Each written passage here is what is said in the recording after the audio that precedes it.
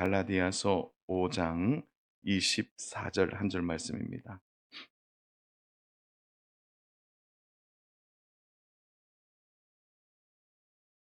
우리 갈라디아서 5장 24절 우리 한 절 말씀입니다.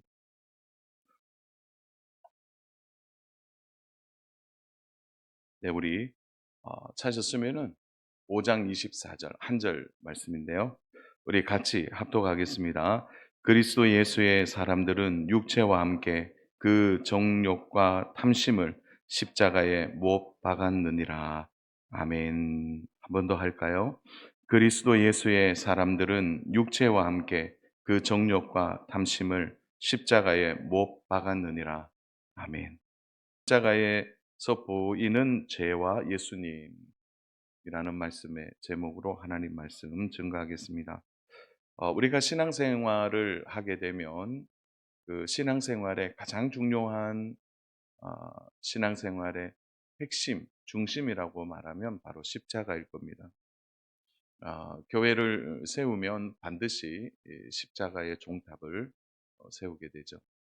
그리고 신앙생활을 하게 되면 자연스럽게 우리는 십자가를 좋아하게 됩니다. 그래서 십자가 목걸이 또 십자와 관련된 것을 볼 때마다 이렇게 마음이 십자가에 더 가는 것도 사실입니다. 신앙을 알게 되면 당연히 이 십자가를 알게 되고 십자가의 의미를 마음에 두고 우리는 신앙생활을 하게 됩니다. 그런데 우리에게 좀 더 이제 신앙생활이 깊어지면 십자가가 단순하지 않다는 것을 더 알게 됩니다. 다시 말해서 교회의 상징이라든지 그리스도인의 상징 정도가 아니라 십자가가 주는 의미가 얼마나 깊고 또 깊은지를 알게 되는 겁니다. 그래서 평생 신앙생활 하면은 어떤 마음이 있습니까? 십자가가 지겨워지지 않죠. 십자가를 볼 때마다 우리는 십자가의 의미 안으로 더 깊게 들어가게 됩니다.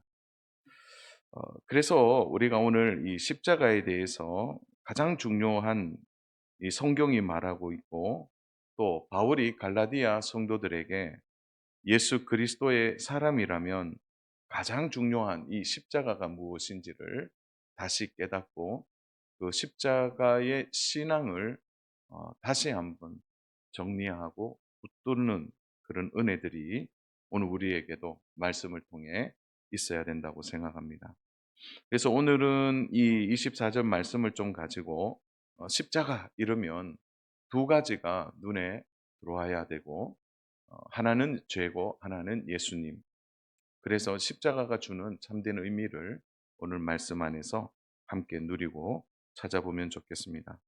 오늘 우리가 이 말씀을 읽는 순간 제일 끝에 보면 십자가에 못 박았느니라 이런 말씀이 나오는데요. 이 말씀을 원문대로 읽으면 십자가에 못 박고 있느니라 이렇게 됩니다. 이것은 뭐냐면 과거형으로 끝나지 않고 현재도 우리가 십자가에 못 박고 있는 것이 있다는 거죠. 그 대표적인 것이 오늘 정확한 예로 나와 있습니다. 그것은 바로 우리 육체에 끊임없이 일어나는 정욕과 탐심이죠. 이 정욕이라는 말을 두 번 풀어볼 수 있는데요. 하나는 정과 또 하나는 욕심입니다. 정과 욕심. 그러니까 오늘 이 5장 24절은 갈라디아 교회 성도들에게만 주신 과거형의 말씀이 아니고 원어 그대로 읽으면은 지금도 십자가에 못 박고 있는 정과 욕심과 탐심에 대한 싸움을 누가 하고 있다는 겁니까? 바로 그리스도 예수의 사람들이 육체를 갖고 있는 예수의 사람들이 지금도 그 일을 하고 있다는 겁니다. 어디에다가요? 십자가에 계속 못 박고 있는 거죠. 그래서 과거로 끝난 것이 아니라 지금도 진행되고 있는 바로 십자가에 못 박고 있는 말씀으로 표현되고 있는 겁니다. 그래서 오늘 이 말씀은 우리가 가져야 될 신앙에 있어서의 죄에 대한 태도, 그리고 십자가를 볼 때 그 죄를 사해 주신 예수님에 대한 마음, 이 두 가지가 동시에 우리의 눈에 보일 때 우리의 신앙이 자라게 되고 성숙하게 된다는 겁니다. 자, 그래서 오늘은 이 십자가의 의미를 말씀을 통해 다시 생각하고 깨닫는 귀한 시간이 되었으면 좋겠습니다. 한 세 가지로 좀 정리해서 함께 말씀의 은혜를 나누고자 합니다. 첫 번째로는 십자가의 의미입니다. 십자가의 의미. 하나님은 우리의 죄 용서를 위하여 피 흘림의 수단으로서 단 한 가지의 방법을 제시하셨습니다. 그것은 죽음으로만 갚을 수 있는 죄에 대한 용서입니다. 그래서 십자가는 형벌의 의미보다는 죽음의 의미가 더 분명한 의미입니다. 그래서 우리는 가끔 십자가의 형벌 이렇게 말하는데 더 정확한 성경적 표현은 십자가의 죽음입니다. 십자가는 형벌로서 끝나지 않고 죽음으로서 끝나는 바로 벌이라는 것이죠. 그래서 이 십자가의 의미를 우리가 가장 먼저 생각할 때는 하나님이 우리의 죄 용서를 위하여 죽음으로써 끝낼 수 있는 형벌의 그 종류, 다시 말해서 그 형벌을 무엇으로 말씀하셨습니까? 바로 십자가로 말했다는 거죠. 그죠? 팔과 다리를 아니면은 어떤 것으로 인하여 가두는 정도가 아니라 죽어야 끝나는 형벌, 죽어야 끝나는 것이 십자가입니다. 그래서 이러한 죄 용서는 다양한 방법을 요구하지 않아요. 한 가지만 요구하는 거죠.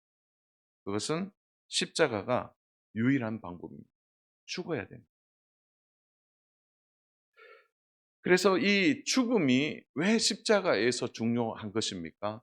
바로 하나님의 공의를 완벽하게 채우기 위한 방법이, 하나님의 공의의 문제를 해결하는 그 방법이 바로 십자가이기 때문에 그렇습니다. 죽어야 되는 겁니다.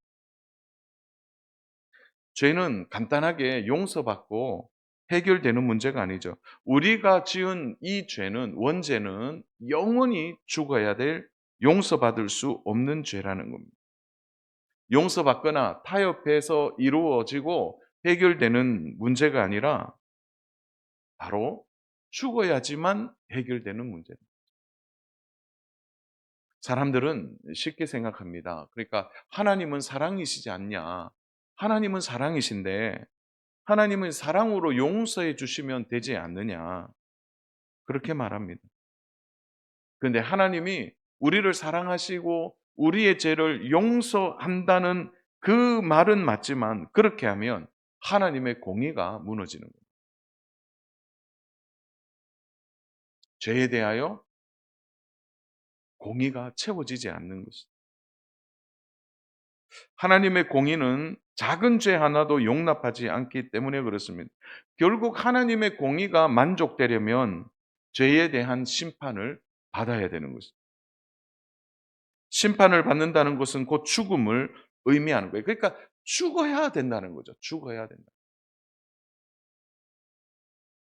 십자가는 하나님의 공의를 완벽하게 만족시켜 주는 가장 중요한 심판의 도구입니다. 그런데 이 십자가가 죽음의 도구이긴 한데 십자가에는 중요한 조건 하나가 더 붙어야 됩니다. 사람이 사람의 죄를 용서할 수 없다는 것. 누군가를 대신해서 내가 죽는다고 해서, 내가 십자가에 죽는다고 해서 그 사람들의 죄가 용서받는 것이 아니라는 거예요. 골고다 언덕에서 그 십자가 형틀은 예수님 이전에도 있었습니다. 누군가는 십자가 위에서 죽었어요. 그러나 그 죽음은 누군가를 대신할 수 있는 죽음이 아니라 자기의 죄에 대한 합당한 형벌이었던 것이죠. 사람이 대신하여 대속할 수 없는 것입니다. 그래서 하나님의 해답은 공의를 완벽하게 채우기 위해서는 사람이 대신해서 죽는 것이 아니라 죄가 없는 사람이 죄 있는 사람을 대신하여 죽어야 했기 때문에 죄가 없으신 하나님의 아들 예수님이 대신 십자가에서 죽으신 것입니다. 우리는 하나님이 우리를 너무 사랑하셔서 하나님의 아들 예수님을 우리에게 보내어 주셨다. 우리는 그렇게 믿고 지금까지 우리의 신앙생활을 해왔습니다. 맞습니다. 정말 맞습니다. 그러나 사랑보다 더 강력한 하나님의 공의를 채우기 위해서 이 세상의 어떤 사람도 죄 없다 말할 수 있을까요? 이 세상에는 방법이 없습니다. 죄 없는 사람이 없기 때문이죠. 그래서 하나님이 생각한 방법이 뭡니까? 바로 죄 없으신 자신의 아들을 대신 십자가에 죽이는 일이었습니다. 작년에 성탄을 보내면서 제가 한번 설교 시간에 그 얘기를 했어요. 우리는 생일이 기뻐요. 태어난 날이 기쁩니다. 그러나 예수님은 태어나는 그날 죽기 위해 태어나신 거예요. 인간의 몸을 입고 이 땅에 오신 것은 대속물로 우리를 향하여 죽기 위하여 오신 것입니다. 살려고 오신 것이 아니라 죽으러 오신 것입니다. 그래서 오직 하나님이 선택할 수 있는 방법이 이 방법밖에 없는 거예요. 죄 없으신 자신의 아들을 대신 십자가에서 죽게 함으로 하나님의 공의가 완벽하게 충족되도록 하신 것입니다. 이것이 바로 죄에 대하여 죽고 의에 대하여 사는 것입니다. 우리 베드로전서 2장 24절 말씀인데요. 우리 말씀 같이 읽겠습니다. 같이 읽습니다. 친히 나무에 달려 그 몸으로 우리 죄를 담당하셨으니 이는 우리로 죄에 대하여 죽고 의에 대하여 살게 하려 하심이라. 그가 채찍에 맞음으로 너희는 나음을 얻었나니. 자, 여기에서 분명히 말해요. 친히 나무에 달렸다.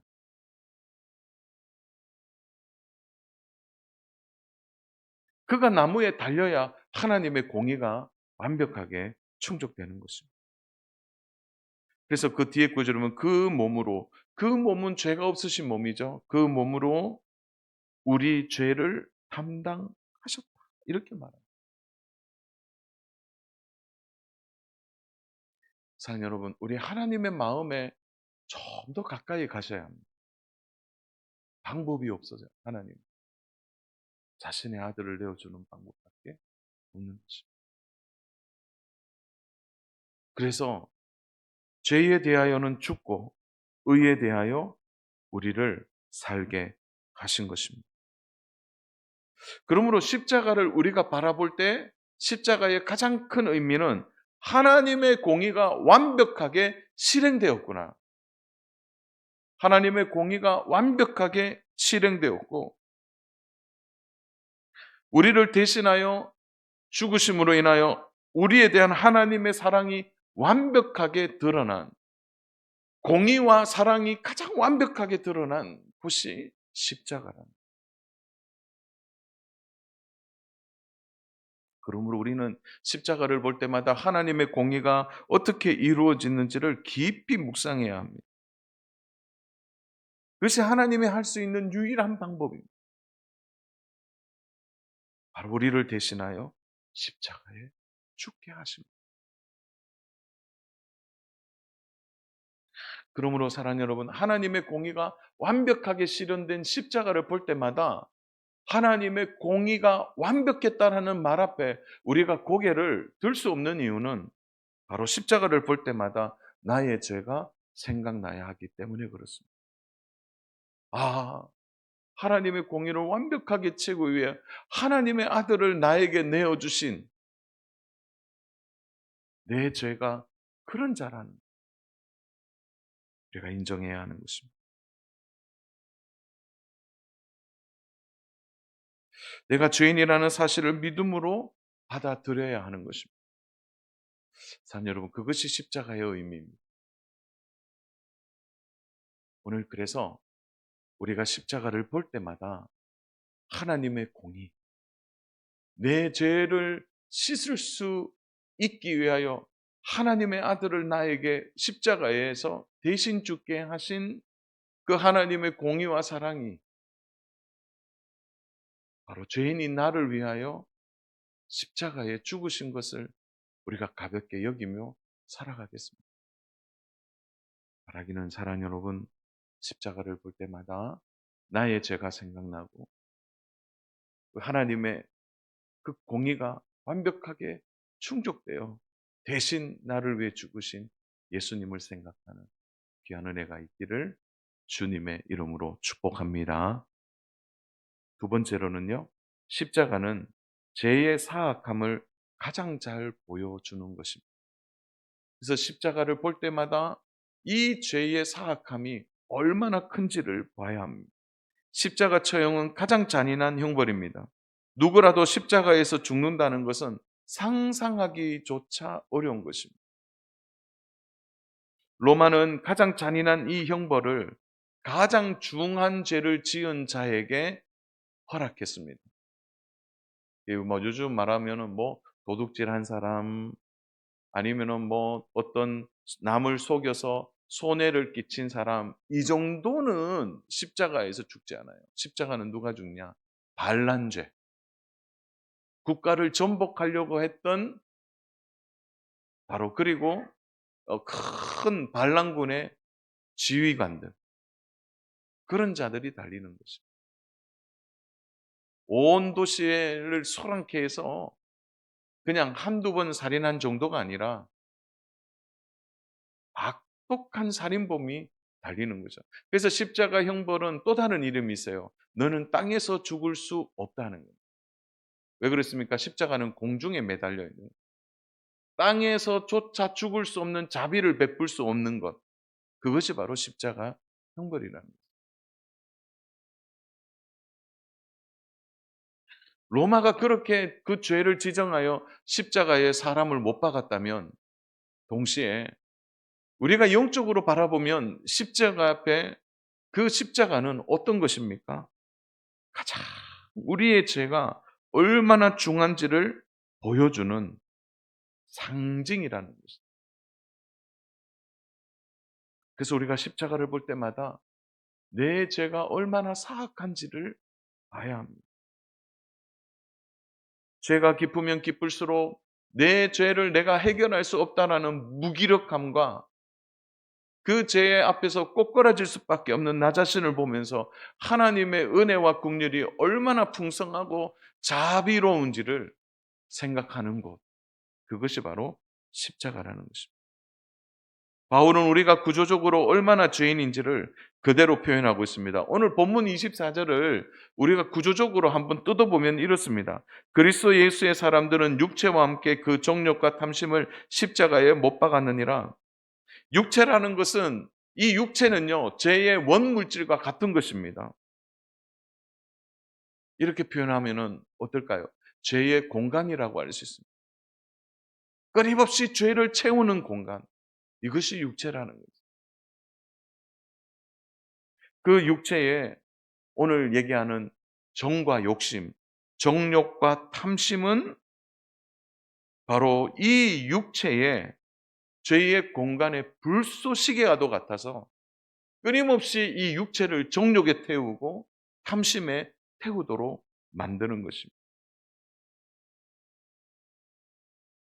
그래서요, 이 죄의 공간인 육체가 십자가에 못 박혀야 한다는 거예요. 날마다, 날마다. 사랑하는 여러분, 지난번에도 한번 말씀드렸는데, 죄에 대하여서 한 달 전에 이겼다고 해서 지금도 계속 이기는 게 아니에요. 죄에 대해서는 어제 이겼다면 오늘도 이기기 위해 싸워야 되는 거예요.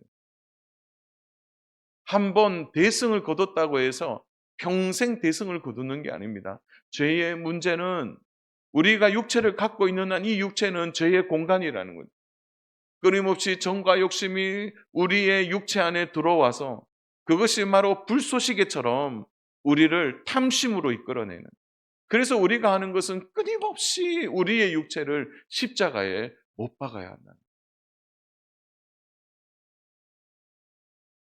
또 생각하고 또 생각하고 내 죄가 얼마나 참혹한지를 생각하면서 십자가 앞에 나아가야 된다는 거죠. 그래서 찬송가 494장 만세반석 열리니 그 찬양 3절 자막이 이렇게 되는데요. 우리 같이 한번 불러보면 좋겠네요. 빈손 들고 앞에 가 십자가를 붙드네. 의가 없는 자라도 도와주심 바라고 생명샘에 나가니 나를 씻어 주소서. 빈손 들고 앞에 가 십자가를 붙드네. 한 번 붙들었다고 끝나는 게 아니라 매일 붙들어야 됩니다. 주님 나를 씻어 주소서. 우리는 십자가를 볼 때 나의 죄가 얼마나 사악한지를 날마다 볼 수 있어야 합니다. 자녀 여러분, 우리는 아직 육체를 갖고 있습니다. 영적으로 승리하고 신앙적으로 믿음으로 산다 하지만 이 육체는 끊임없이 우리를 정과 욕심으로 이끌어가고 얼마나 집요하게 우리를 이끌어가는지 모릅니다. 그때마다 나를 십자가에 못 박아야 하는 것입니다. 오늘 말씀을 들으시면서 동의도 되고 그렇게 살고 싶은 마음도 분명히 있을 겁니다. 그러나 잘 안 된다는 것은 무엇입니까? 우리의 육체가 십자가와 반대로 가고 있기 때문에 그렇습니다. 욕망대로 살고 싶고 죄를 적당히 즐기면서 살아가고 싶습니다. 바울은 십자가에 못 박아야 한다는 이 단어 그리고 이 표현 속에서 매일 우리는 결단해야 한다는 것을 말해줍니다. 매일매일 십자가 앞에 우리의 육체를 못 박아야 하는 것입니다. 결단하지 않으면 죄를 이길 수 없는 것입니다. 우리는 십자가를 보면서 죄에 대하여 혐오하고 우리의 신앙이 얼마나 죄에 대하여 단호하게 살아가야 할지를 날마다 교훈하며 날마다 우리가 십자가를 보며 살아가요. 사랑하는 여러분, 성경은 우리를 향하여 좁은 길로 가라고 했습니다. 여러분, 좁은 길은 힘든 길입니다.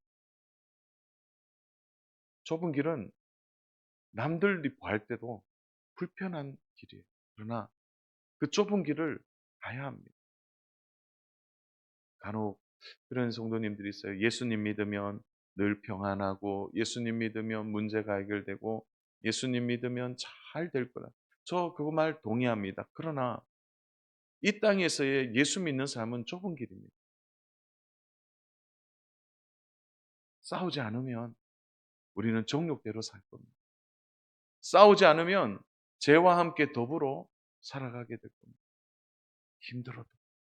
힘들어도 좁은 길 가려고 애를 써야 합니다. 십자가를 볼 때마다 나의 죄의 사악함을 보면서 내가 어쩔 수 없는 사람이라는 것을 깨달아야 한다는 것이죠. 그래서 사랑하는 여러분, 오늘 제가 24절만 읽었지만 25절에서 바울이 강력하게 주장하고 있는 겁니다. 25절 같이 읽겠습니다. 만일 우리가 성령으로 살면 또한 성령으로 행할지니. 결국은요, 성령의 도우심을 구해야 합니다. 내 힘으로 십자가를 계속해서 바라볼 수 없는 겁니다. 사랑하는 여러분, 날마다 성령님이 나를 공고하시고 성령님이 나를 이끌어 주시고 성령님이 은혜 받게 하시고 성령님이 죄를 깨닫게 해주시고 성령님이 나를 조명해 주셔서 한 걸음 한 걸음 걸어갈 수 있도록 힘을 주시는 성령님을 붙잡는 은혜가 있기를 축복합니다. 성령의 은혜가 있어야 십자가를 바라볼 때마다 나를 볼 수가 있는 것입니다.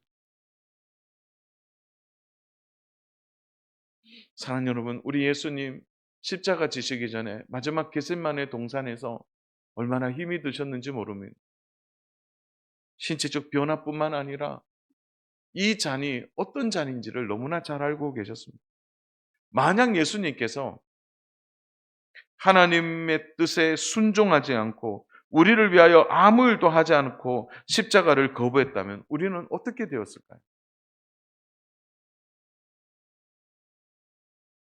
사랑하는 여러분, 그 죄가 나에게서 넘어가지 않았다면 우리의 결말은 이미 정해져 있는 것입니다.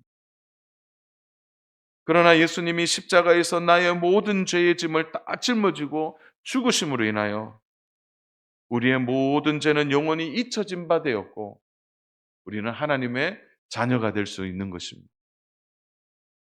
그러하기에 우리는 죄를 더 이상 가까이 할 수가 없는 것입니다. 우리의 모든 죄가 예수님에게로 옮겨졌음을 여러분 믿는다면 어떻게 우리가 내 죄를 대신하여 죽으신 예수님 앞에서 죄를 가볍게 여기고 살아갈 수 있겠습니까? 믿는 마음으로 우리는 죄와 함께 예수님을 볼 수 있어야 합니다. 사랑하는 여러분, 예수님이 나의 죄를 용서해 주셨기 때문에 나는 자유다. 나는 이미 구원받았기 때문에 나는 이미 이 육체는 썩어질 것이고 내 죄는 용서받았기 때문에 나는 자유롭게 살 수 있다. 그 말이 맞습니까? 우리의 구원이 두렵고 떨림으로 이루어라는 말은 뭡니까? 구원받은 자니까 자유하고 마음대로 살아라는 게 아니죠. 그리고 십자가를 제대로 바라보면요, 방탕할 수가 없습니다. 오늘 말씀을 들으면서 목사님 너무 율법적인 거 아닙니까? 여러분 그렇게 생각하지 마십시오. 하나님의 사랑 앞에 그 사랑에 젖은 사람은 함부로 살지 않습니다. 오늘날의 이단 중에 구원파를 보십시오. 구원받았으니까 이 썩어질 육체를 마음껏 자유를 즐기는, 뭐 어차피 죽은 육체니까. 그 말이 맞습니까? 예수님의 사랑을 기억한다면 함부로 살 수 없습니다. 사랑하는 여러분, 오늘 십자가를 보면서 내 죄의 사악함을 생각하고 내 죄를 대신하여 죽으신 예수 그리스도 앞에서 우리가 어떻게 살아가야 할지를 다시 결단하고 생각하는 우리 믿음의 성도님 되시기를 축복합니다.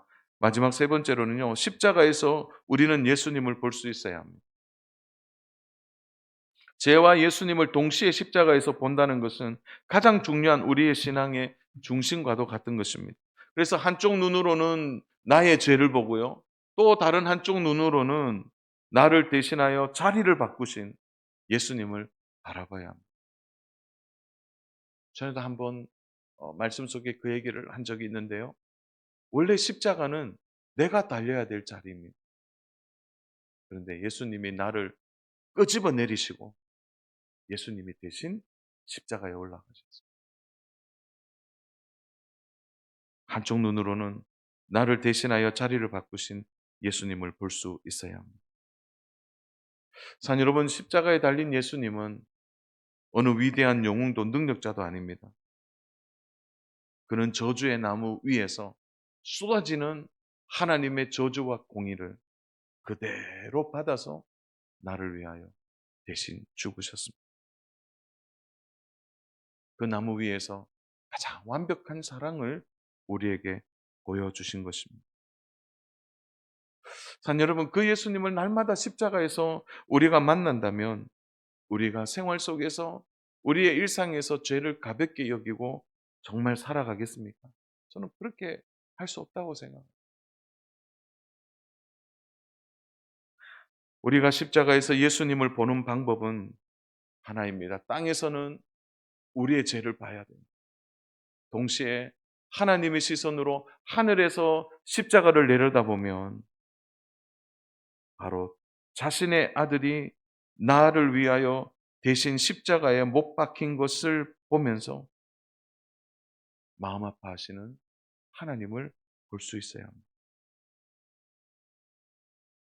자녀 여러분, 4월에 이제 첫 수요 예배고, 또 4월은 성례와 성찬, 또한 고난주간, 또한 부활의 주일이, 부활절이 있는 달이기도 합니다. 어떻게 보면 이 4월이 우리의 전체 1년의 생활에서 가장 우리의 믿음을 꽃피우는 귀한 달이라고 생각합니다. 그래서 4월의 첫 주일, 첫 수요에 이번 4월을 그냥 보내지 마시고 정말 십자가 연애를 생각하고, 너무 오래 신앙생활을 해서 그저 또 부활절이구나, 그저 고난주간이구나, 이번 달에는 성찬 예식도 있구나, 그렇게 생각하지 말고 처음인 것처럼, 처음 은혜 받은 것처럼 십자가를 다시 생각하고 다시 하나님 앞에 사랑했던 그 첫사랑을 회복하는 귀한 4월에 이 부활의 영성이 되었으면 좋겠습니다. 사랑하는 여러분, 그렇다고 해서 인상 쓰고 너무 진지하게 그렇게 얘기가 아니에요. 마음에 정말 다시 한번 내 묵은 마음을 기경하여서 다시 구원의 감격이 살아나고 십자가의 은혜를 바라보는 영광을 우리는 이번 4월에 경험해야 될 줄로 믿습니다. 저는 기대합니다. 이번에 4월 달에 정말 성도들의 마음에 새로운 신앙의 회복이, 새로운 신앙의 능력이, 그리고 잃어버린 구원의 감격이, 그리고 하나님을 사랑했던 그 첫사랑이 회복되어서 신앙이 우리 안에서 다시 꽃피워서, 어떤 분들은 그것이 구원의 감격이 회복되므로 신앙의 활력을 얻고 다시 주님 앞에 충성스러운 일꾼으로 결단하는 한 달이 되고, 어떤 분들은 다시 한번 십자가의 은혜를 붙들므로 내 안에 있는 병들이 치유되어지고 내 안에 있는 모든 어둠이 사라지고, 동시에 정말 하나님 앞에 믿음으로 살지 못했던 자복하고 회개하는 은혜가 있는 귀한 4월달이 되었으면 좋겠습니다. 주 안에 사랑하는 여러분, 우리가 이번에 바라보는 십자가를 보면서 우리는 죄와 예수님을 동시에 볼 수 있어야 합니다. 그리고 죄에 대하여 슬퍼하시는 하나님 앞에 이제는 십자가를 넘어 복음의 참된 은혜 안에 우리가 예수님을 보고 예수님 앞에 감격하며 믿음으로 살아가야 될 줄로 믿습니다. 사랑하는 여러분, 십자가는 예수님 우리에게 보여주신 최고의 사랑이자 그 사랑 앞에 진정한 반응과 감사가 있는 부활의 영광이 우리에게 있어야 될 줄로 믿습니다. 성령님은 우리를 십자가를 바라볼 때마다 또 선명하게 보도록 해 주실 것입니다. 세상의 정과 욕심을 통과하여 죄와 슬픔으로 가득한 이 세상에서 오히려 우리를 빛으로 인도해 주시는 선한 하나님의 은혜와 사랑을 믿고 십자가의 영광을 함께 준비하며 4월 우리 모두도 다시 한번 부활의 영광과 기쁨을 누리는 귀한 한 달 되기를 주님의 이름으로 축복합니다. 4월 동안 사랑하는 여러분, 십자가를 붙들고 믿음으로 살아가는 지혜와 은혜가 우리 모두에게 있기를 주님의 이름으로 축복합니다.